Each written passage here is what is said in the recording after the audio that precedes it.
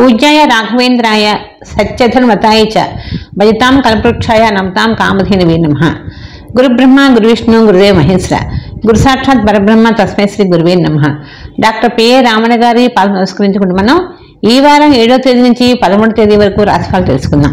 ఈ వారం గ్రహ సంచారం గ్రహించినట్లయితే మేషరాశి వాళ్ళకి లక్ష్యాలు సాధిస్తారు। అన్నిటికంటే ముఖ్యంగా ఓర్పు సహనం అవసరం। ప్రతి విషయానికి ఆందోళన చెందుతూ ఉంటారు।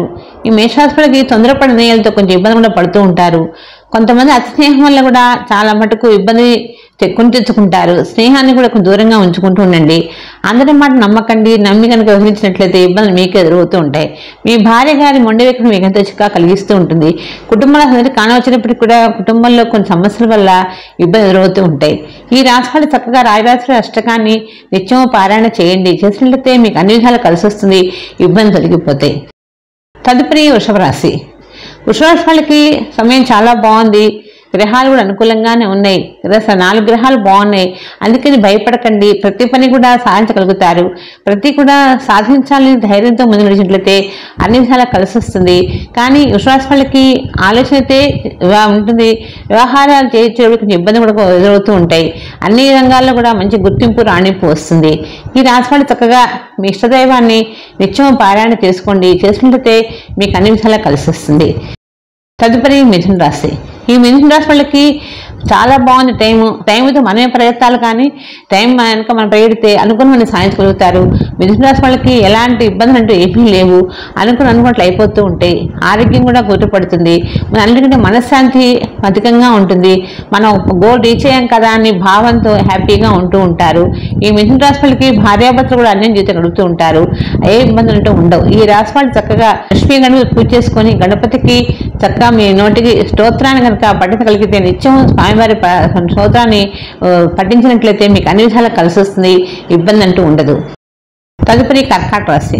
కర్కాటక వాళ్ళకి ఆర్థికంగా ఇబ్బంది అంటూ ఏమి ఉండదు। కానీ జలసాలకి డబ్బులు వృధా చేసుకుంటూ ఉంటారు।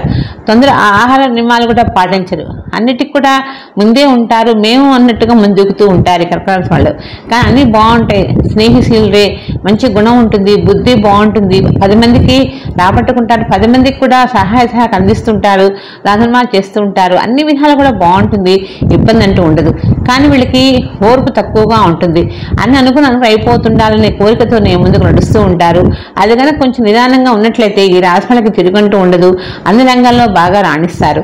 ఈ రాశి వాళ్ళు చక్కగా నిత్యం మీ వెంకటేశ్వర స్వామి సుప్రభాతాన్ని కనీసం ఒక్కసారైనా సరే చదువు పఠనం చేయండి। చేసినట్లయితే మీకు అన్ని విధాలు కలిసి వస్తుంది, ఇబ్బందులు తొలగిపోతాయి।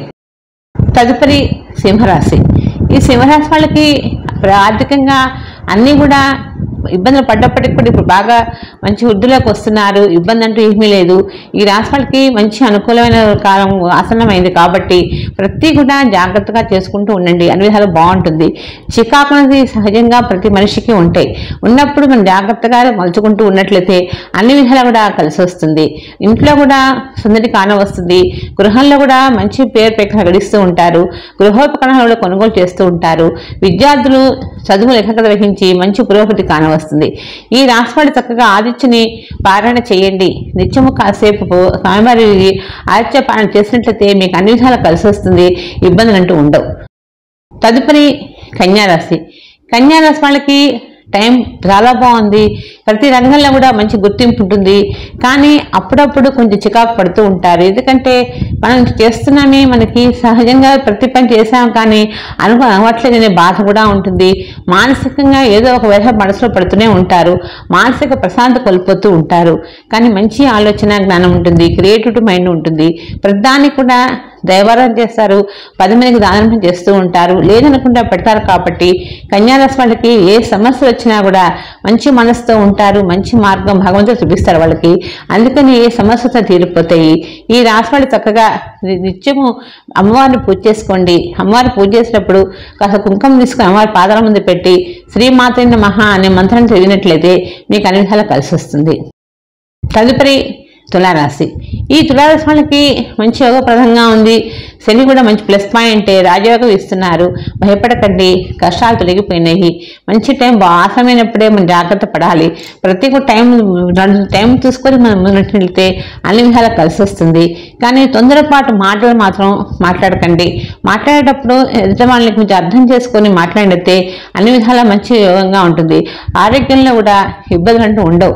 చిన్న వచ్చినా భయపడకండి. విద్యార్థులు చదువులో బాగా రాణిస్తారు. ఇలాంటివన్నీ కూడా తులారాశి వాళ్ళకి మంచి యోగంగా ఉంది కాబట్టి ఏ సమస్య వచ్చినా తీరిపోతుంది. ఈ రాశి వాళ్ళు చక్కగా ఆంజనేయ స్వామి పూజ చేసుకోండి. ఆంజనేయ స్వామి దండకాన్ని నిత్యం పారాయణ చేయండి. చేసినట్టయితే మీ దోషాలను తొలగిపోయి అన్ని విధాలు కలిసి వస్తుంది. తదుపరి వృశ్చిక రాశి. ఈ వృశ్చిక రాశి వాళ్ళకి ఇప్పుడు ప్రజెంట్ అష్టం నడుస్తుంది కాబట్టి అప్పుడప్పుడు ఇబ్బందులు వస్తున్నాయి. వచ్చినా భయపడకండి. కొంతమంది వివాహాలు కావట్లేదని కూడా ఇబ్బంది పడుతున్నారు. వివాహాలకు టైం రాకుండా వివాహం కాదు కదా, అందుకని చూసుకొని ప్రయత్నం చేయండి. చేసినట్లయితే అనుకున్నవన్నీ సాధించగలుగుతారు. ఈ రాశి వాళ్ళకి ప్రతి కూడా ఉద్యోగాల్లో కూడా ఇంత కష్టపడుతున్నాము, ఉద్యోగాల్లో మన డెవలప్మెంట్ బాధ కూడా అధికంగా ఉంటుంది. ఇవన్నీ కూడా టైం అంత ఫేవర్గా లేదు కాబట్టి ఇవన్నీ నడుస్తున్నాయి. టైం ఇంకొక 1 yearలో మంచి యోగాన్ని అందుకుంటారు. ఇబ్బంది అంటూ ఉండదు. ఈ రాశి వాళ్ళకి ఎప్పుడు సమస్యలు వచ్చినా కూడా ఈజీగా అయిపోతుంటాయి. గడిచిన కాలాన్ని మర్చిపోయి ఇప్పుడు మనం జరగబోయే కాలాన్ని గ్రహించుకుంటూ నడిచినట్లయితే అన్ని విధాలు బాగుంటుంది. వృశ్చిక రాశి వాళ్ళకి ఇబ్బందులు అంటూ ఏమి ఉండవు. ఈ రాశి వాళ్ళు చక్కగా అన్నపూర్ణ అష్టకాన్ని నిత్యము పారాయణ చేయండి. చేసినట్లయితే మీకు అన్ని విధాలు కూడా ఇబ్బందులని తొలగి మంచి మనశ్శాంతి కుదురుతుంది. తదుపరి ధనుసు రాశి. ఈ ధనుసు రాశి వాళ్ళకి ఆర్థికంగా నిలదొక్కుంటారు. ఏదైనా కోటి వ్యవహారాలు కొలిక్కి వస్తాయి. బంధుమిత్రుల్లో కూడా మంచి పేరు, గుర్తింపు, రాణింపు వస్తుంది. కొంచెం ఆరోగ్యంలో చికాకులు అధికంగా ఉంటాయి. అప్పుడప్పుడు చిన్న సమస్య భయపడకండి. కానీ టైం చాలా బాగుంది. అనుకున్న పనులను కూడా సక్రమంగా సకాలంలో నిర్వహిస్తూ ఉంటారు. విద్యార్థుల పట్ల గ్రహించండి. గ్రహించినట్లయితే అన్ని విధాలు కూడా మంచి ఉపయోగకరంగా ఉంటుంది. నిరుద్యోగులకు కూడా ఉద్యోగాల ఆస్కారం ఉంది. వ్యాపారస్తులు చిన్న పరిశ్రమలు ఎవరైనా సరే వ్యాపారం చేసేటప్పుడు జాగ్రత్తగా చేసినట్లయితే వ్యాపారంలో అభివృద్ధి కానవస్తుంది. ఈ రాశి చక్కగా దక్షిణామూర్తిని పూజ చేసుకోండి. చేసినట్లయితే మీకు అన్ని విధాల మంచి పురోగతి కానవస్తుంది. దక్షిణామూర్తి శ్లోకాన్ని కనీసం రోజుకు ఒకసారి అయినా సరే పఠనం చేసినట్లయితే మీకు అన్ని విధాలు కూడా మంచి అభివృద్ధి కానవస్తుంది. తదుపరి మకర రాశి. ఈ మకర రాశి వాళ్ళకి ఉల్లాసంగా ఉత్సవం గడుపుతూనే ఉంటారు. ప్రతిదానికి కూడా మంచి ఆలోచన జ్ఞానంతో ఉంటారు. ప్రతి కూడా సక్రమంగా నిర్వహిస్తూ ఉంటారు. ఉద్యోగంలో కూడా మంచి అభివృద్ధి కానవస్తుంది. వీళ్ళకి శని మంచి యోగాన్ని ఇస్తారు. శని వాళ్ళ ఇబ్బంది అవసరం ఏమీ లేదు. శని ఎంత మంచి యోగాన్ని ఇస్తారంటే ఎంత ఇబ్బంది పెడతారు అంత యోగాన్ని ఇస్తారు. ఏ గ్రహాలు కూడా మనకు అంత ఇది ఉండవు. ఈ శని గ్రహాన్ని చుట్టుకుంటేనే కానీ శని ఇచ్చే యోగం ఎవరు ఇవ్వరు. అందుకని ప్రతి ఒక్కళ్ళు కూడా చక్కగా ప్రతిరోజు స్వామివారి ఒక్కసారి దోషం ఉన్నా లేకపోయినా సరే శని భగవాన్ నమస్కారం చేసుకోండి. చేసినట్లయితే మీకు అన్ని విధాలు కలిసి వస్తుంది. ఇబ్బందులు అంటూ ఉండవు. తదుపరి కుంభరాశి. ఈ కుంభరాశి వాళ్ళకి ఉద్యోగంలో భద్రత అవసరం. ఎందుకంటే తొందరపాటు నిర్ణయాలతో కొంతమందికి ఇబ్బంది పడుతూ ఉంటారు.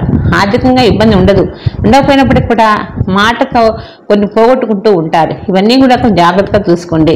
విదేశాలు వెళ్ళే వాళ్ళు ఎవరైనా సరే ప్రయత్నం చేయండి. విదేశాలు వెళ్ళడానికి కూడా ఆస్కారం ఉంది. వివాహ ప్రయత్నాలు చేసే వాళ్ళు గట్టి ప్రయత్నాలు చేయండి. చేసిన వివాహాలు అవుతాయి. ఎలాంటి సంతోషం ఉన్నప్పటికీ కూడా మంచి యోగప్రదంగానే ఉంటుంది. ఇబ్బంది అంటూ ఉండదు. ఈ రాశి వాళ్ళు ప్రతి శనివారం నాడు స్వామివారికి శనికి తైలాభిషేకం చేయించండి. చేయించినట్లయితే మీకు అన్ని విధాలు కలిసి వస్తుంది. ఒక్కసారి నమ్మకం స్తోత్రాన్ని పఠనం చేయండి. చేసినట్లయితే మీకు ఎలాంటి సమస్యలు తీరిపోతాయి.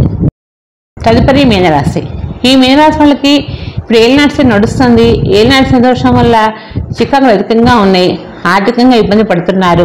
కుటుంబంలో కూడా కొంచెం చికాకులు అధికంగానే అన్నట్టు ఉన్నాయి. ఇవన్నీ కూడా ఎందుకంటే ఏలినాటి దోషానికంటే కూడా ముందు మనసుకి స్థిమితం లేకుండా పోతుంది. ఈ స్థిమితం చిక్కాలంటే ఆర్థికంగా ఇబ్బందులు తొలగిపోవాలి కదా. తొలగిపోయినప్పుడు అన్నీ కూడా సమస్యలు తీరిపోతాయి. ప్రతి మనిషికి ఆర్థికంగా బాగుంటే ఆరోగ్యము ఆర్థికంగా రెండూ ఉంటే అంతకు మించి ఇంకోటి లేదు కదా. అందుకని ఈ రాశి ఎక్కువ భాగం దైవారం చేయండి. దైవాన్ని నమ్ముకోండి. దైవాల గ్రహంతోనే మీరు ప్రతి దానికి కూడా ముందుకు నడుస్తారు. ఇబ్బంది అంటూ ఉండదు.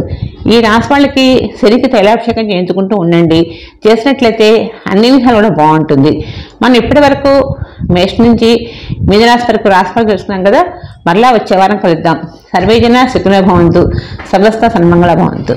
Please subscribe my channel.